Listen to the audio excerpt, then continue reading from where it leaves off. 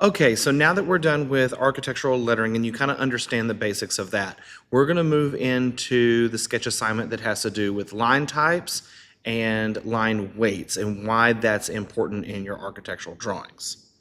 So here on the screen, you can see that we have a floor plan that has multiple different types of lines on it, okay? They have the dashed hidden lines here, and actually let me go back to red. They have the dashed hidden lines here to show something that is there but not physically there on the plan. We have just solid object lines like this kitchen island showing all of the architectural symbols like a sink and a dishwasher here. And then we have things like a break line right here on the stairs that is showing that the stairs continue, but we don't need to show the whole thing. So there's something beyond what we're showing, but that's not important information as it pertains to the drawing that we're looking at. So with that being said, we are going to go over the different types of lines and go ahead and sketch those out and talk about why those are important and what we show those for. So I'm going to go ahead and turn off that one, and I'm going to turn my page like I would be writing in a sketchbook. Remember, this is the right side of your lettering. And so the first thing we're going to do is at the top is we are going to letter line types. Okay, so I'm going to guide my title in between here. Okay, and so that's just for visual purposes. And so I'm going to start there, and we are going to do L-I-N-E.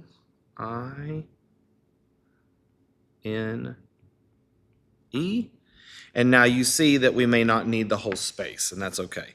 I can move it over. You are writing in pencil. Make sure that everything you do is in super light line so that if you need to erase or move over, you can do that. So I'm going to finish this up. T-Y-P-E-S.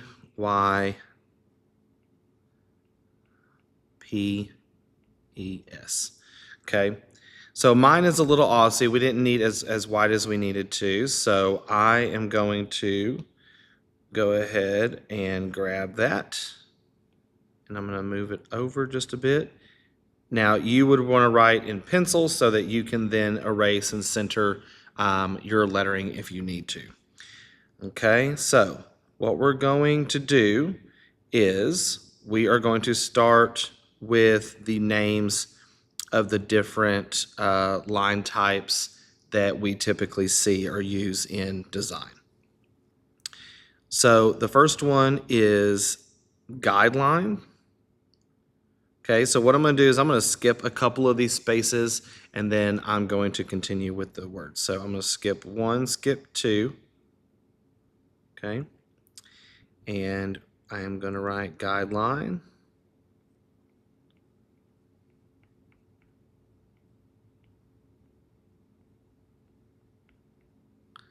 Okay.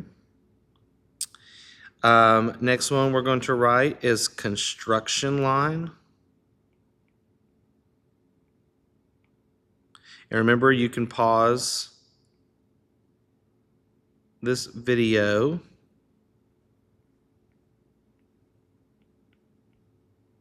if you need to pause it. Construction, I'm going to skip a space and then I'm going to write object.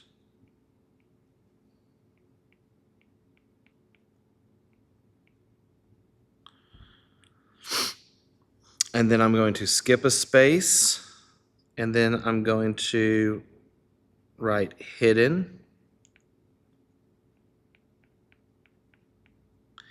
And you can see that I'm also attempting to keep these left aligned on the page. Okay, so I'm trying to keep a consistent format here.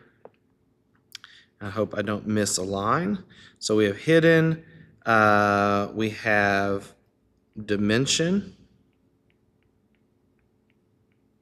That is an important one. Dimension.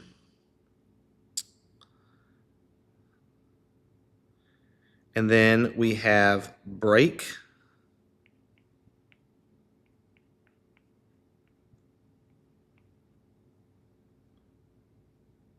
I'm gonna fix that K with break line. Okay.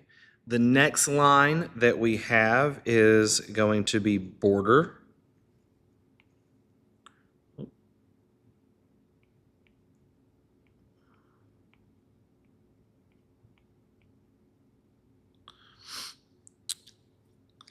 And then the last important line type is going to be a leader line.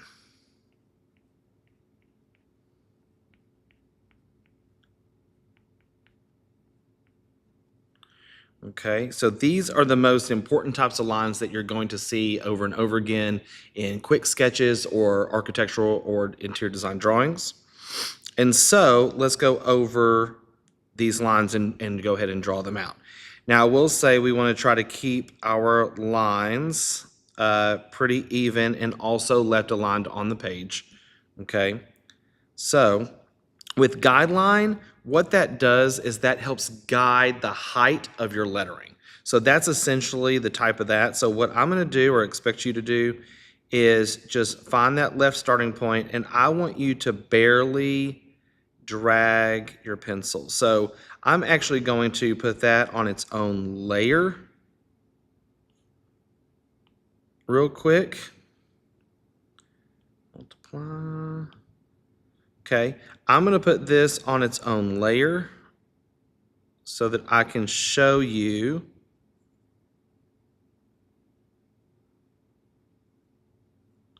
and then again, these don't have to be perfect, guys. This is just practice sketching so that I can turn down that opacity and show you really how light you should be drawing those lines. So if you can barely see that, that is what you want. So when you're dragging your pencil, you need to make sure it's barely there, because in reality, when we use guidelines to do lettering or whatever on other paper, now you won't use them super often. This is just to kind of get you started, but you're not going to be able to really erase very easily. Let me go here. You're not going to be able to erase very easily. So if I wrote like something, right, we're pretending these dots aren't here. So if I was writing that, it's hard to get in between these crevices, like in between a word or letters, to get those erased. So they need to be super, super, super light so that it doesn't matter if they're on the page. Okay, so those are your guidelines. Construction line is also super light, not as light as that, but I'm going to draw right down the middle, and I'm going to keep that consistent. And actually, I'm going to put that on its own layer too, because we want to make sure that this one is also really light.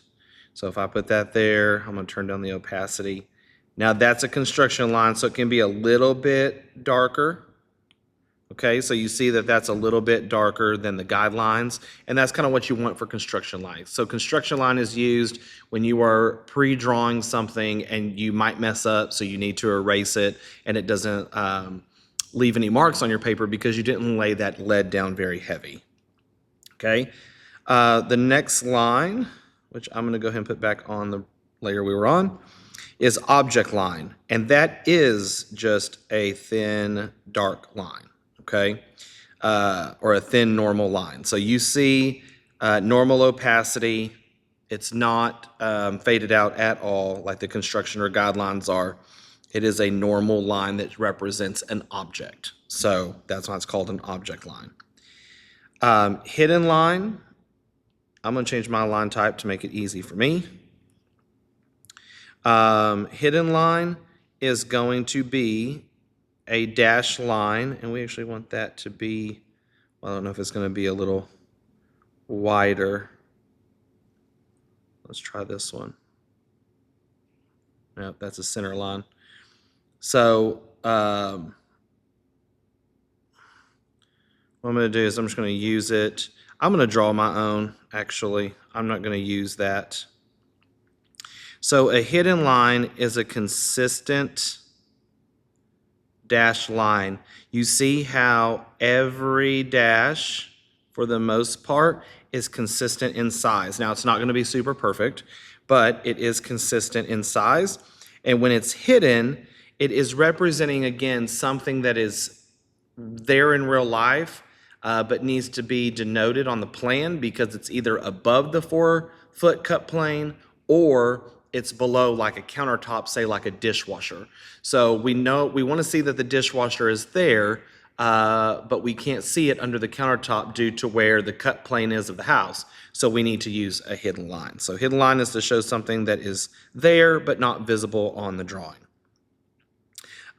Dimension line. So we have the dimension line and we have the extension of the dimension line. So what I'm going to do is I'm going to draw a line straight across, and then I'm going to cross at the end and cross at the end, just like that. Give a little angled tick mark where those meet, where they kind of slant up to the right. And then the actual dimension line is this line right here, where these are extension lines for the dimension line.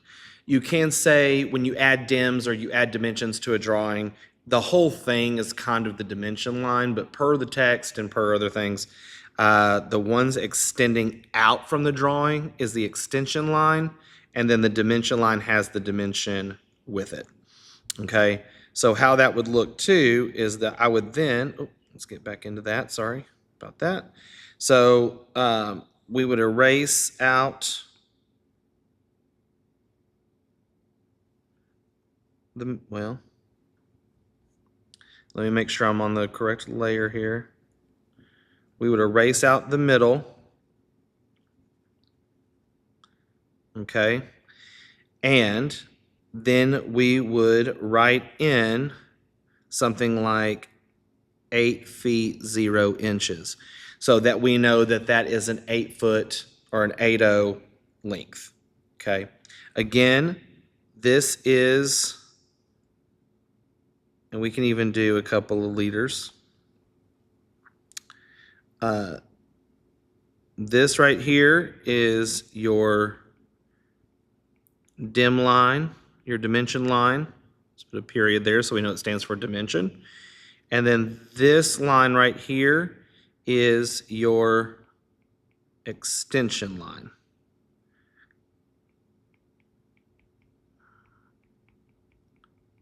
For the dimension. So it extends away from the drawing or from the part of the drawing that you're dimensioning, and then the dimension line actually has the number and the measurement on it. Okay? The next one we have is the break line. Again, this is to show something that you don't need to see the rest of. So it cuts it in half so that you don't have to worry about that because that's not the focus of the drawing. So you use it on stairs, or if you were doing an elevation for the interior, but you're focused on just one section of the wall, you can do a break line down the middle or down the edge of it, and then that way we know, hey, there's more information going on the other side, but we don't need to worry about it. So the break line is going to draw almost to the middle, and then we're going to make like a little heartbeat and then continue over. So that is an essential break line. It looked a little curvy in the picture demonstration or example that I showed you because that's just a style of that. But essentially, this is your normal break line symbol. Border is like an object line, just thicker. So I'm going to trade out my pen thickness. So you can just go over that a couple of times to make it a little bit thicker. So that's a border line, and then a leader line is important because that is an arrow or something that is pointing to something that then you write a call out or some text about. So there's a couple of ways you can do leaders, a few different ways actually. So one can be just a curved leader where you have an arrow pointing to something. We have an arrow that goes up and over, and then that's pointing to something.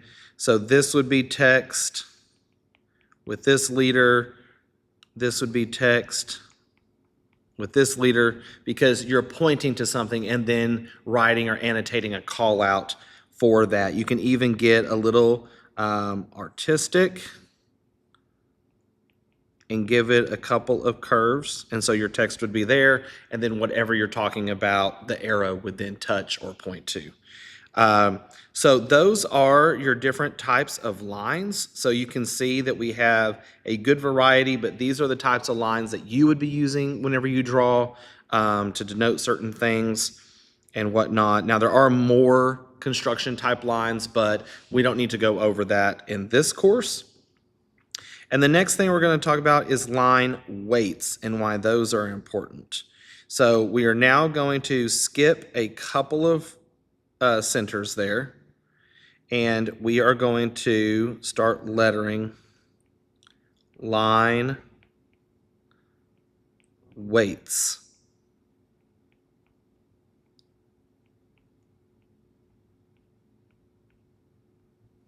Okay? And so under line weights, we're going to have a few different line weights that we are going to talk about. And really what line weights do is they just create a better drawing overall, and they create a hierarchy when it comes to your drawing. It almost gives depth to it. So things that are closer to you should have a little bit thicker of a line weight, and things that are receding back should have a thinner line weight, and it gets thinner as it goes back. So the same with the opacity or the lightness of the drawing. It should be super dark closest to you, and then also gets a little bit lighter as it fades away, kind of like perspective. So if you do this, it really gives your drawing depth and dimension. So like an example, if I was drawing just a quick elevation and I'm using all the same line, so just kind of ignore this here, that it's messy. That's a countertop, and then we have our upper cabinets, and then we also have backsplash, right? And now this is all the same line width, right? So what I'm going to do is I'm going to grab that because I'm going to do a side-by-side comparison so you can see that we have that one, right? Then if we are using line weights, I'm going to do that same thing, but I'm going to go over it with the different line weights. So I'm going to give it a border of that elevation. We're still going to give it the upper cabinets, right, and the countertop, okay? And then I'll give it a pattern backsplash to show you the difference. So if I go a little thicker, we give the edge just a little bit thicker because that's the cut line. Then we have the counter, or then we have the cabinets and the countertop drawing, which is a little bit thinner. And then this app is cool, so I'm just going to use a fill region to kind of give me the same kind of look I was going for. Let's see if I can find where that is. There we go. You have to drag that in there. Okay, so, and then I'm going to make it red to match what's going on. And then I'm going to change the opacity also just a little bit.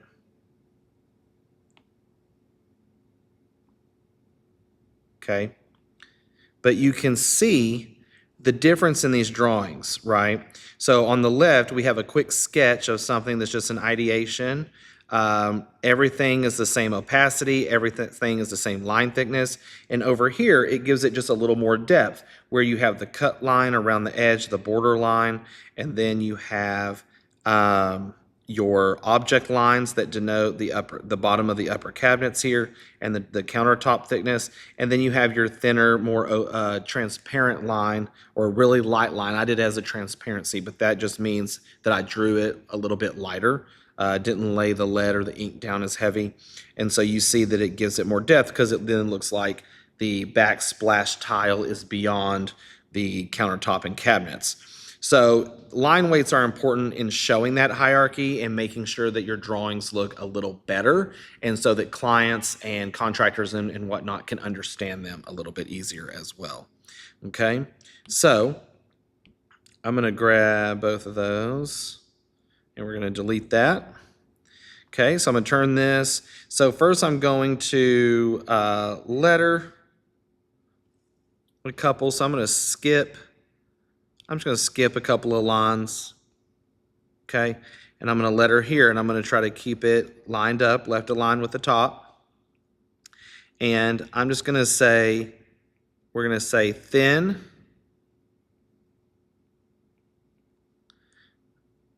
And then under that, we will say medium.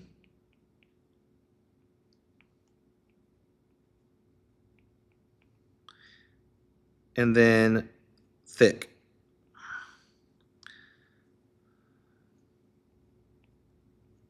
Remember, your lettering doesn't have to be perfect, but we need to keep it as consistent as possible. And then you're really just drawing a clean line. You want that lined up as well. You want a thin line. And then I'm going to use my iPad here. Right? So you're just showing essentially the 3 different levels of thin, medium, and thick lines, okay? So essentially, this is what your final line types and line weights should look like, and hopefully you have a better understanding of what those mean and what they're used for, and you will see these repeat throughout the trimester, of course. So again, let me know if you have any questions about this sketch assignment.